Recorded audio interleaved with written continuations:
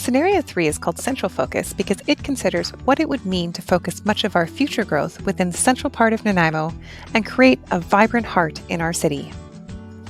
Here are some highlights. In this scenario, 3 main town centers, downtown, Vancouver Island University area, and hospital area would form an urban core that would be the focus for many new jobs and homes. With a growing number of people living and working in this core area, it would become a focal point for investing in active transportation and transit, recreation and culture, and community services. Existing destinations, including Woodgrove in the north and Chase River in the south, would continue to be smaller town centers supporting services and residential growth, though to a smaller degree than the core area.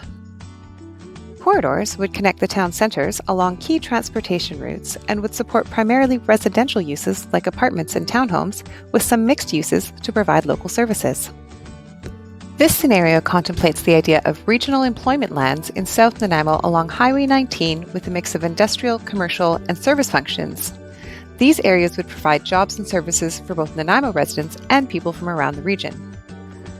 Neighborhood areas within the core would encourage more infill with a greater mix of townhomes, triplexes, fourplexes, and secondary suites becoming available.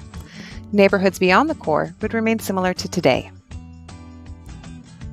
New industrial lands would be added in South Nanaimo to capitalize on strong access to the transportation network, including highways, port, and airport. Scenario 3, central focus, would lead to more substantial growth in the core area and more people living and working in this area in Nanaimo's future.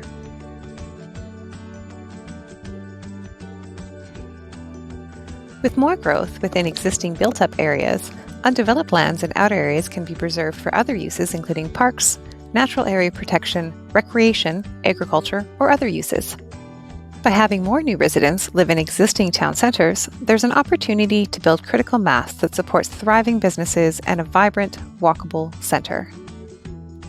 And this scenario would have the strongest financial resilience because it requires up to 25% fewer new roads and utilities than options that spread growth out. This means that the city would have fewer roads and utilities to maintain in the long term, helping to keep taxes lower.